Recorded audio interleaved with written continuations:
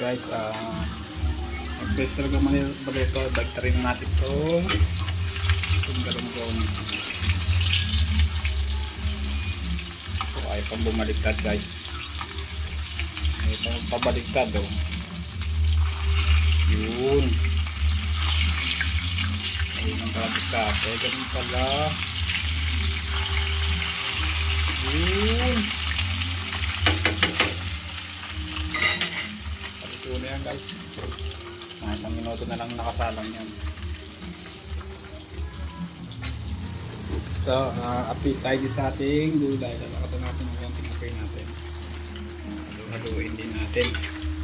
Medyo bumababa na siya guys. Kasi mainitin na yung mga ibang gulay eh. Pero grabe to guys.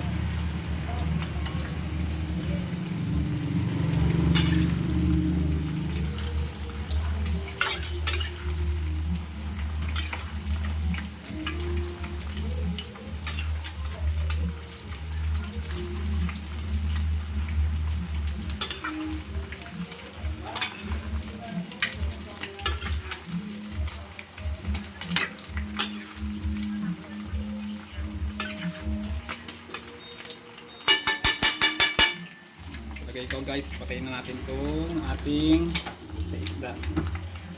Luto na yan. Hanguin na natin. Last na salang.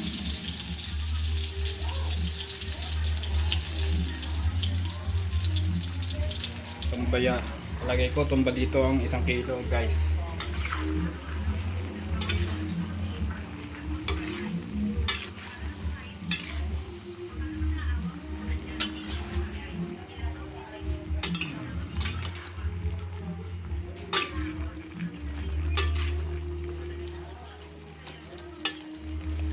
Guys yung ano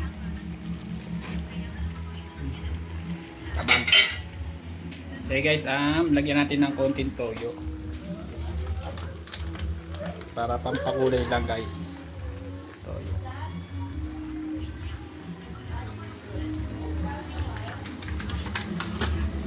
Saka konting suka para kontra panis kasi mainit ang panahon ngayon eh.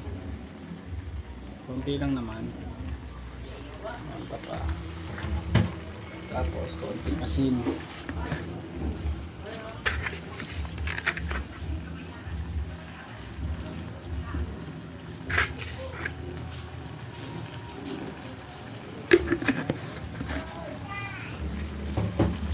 Saka aji.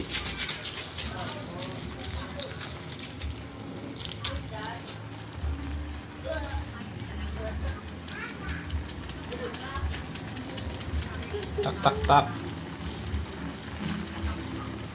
Pakuloy lang natin ng konti.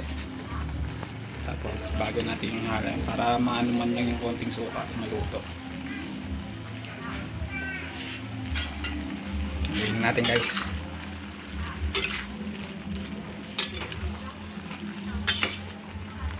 Ayan.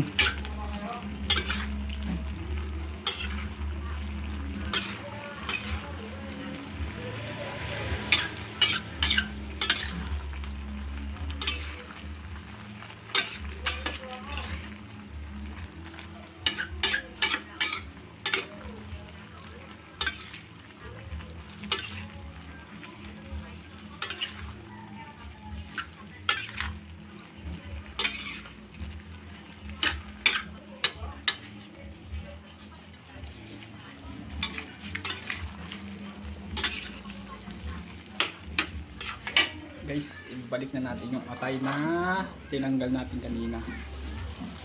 Wow. Perfect. Para lumakas mo siya.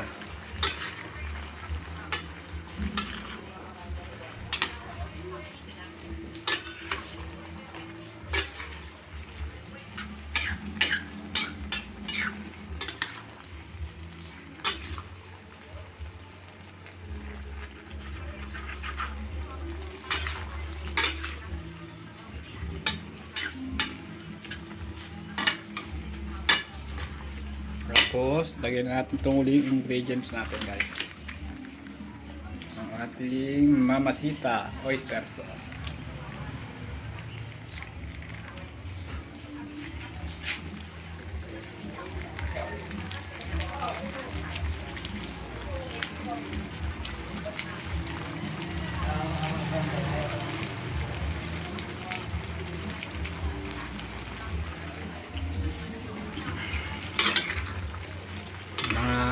Palambutin lang natin yung mga carrot saka yung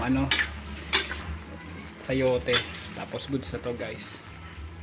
Favorite din kasi ng anak ko yun, yung mga carrot saka sayote, lalo na yung buntot saka yung bunso kong lalaki saka bunso kong babae. Panganay ko naman, nakain din naman pero hindi tulad ng okay guys, okay na to. Salamat sa panonood. God bless. Ingat po tayong lahat.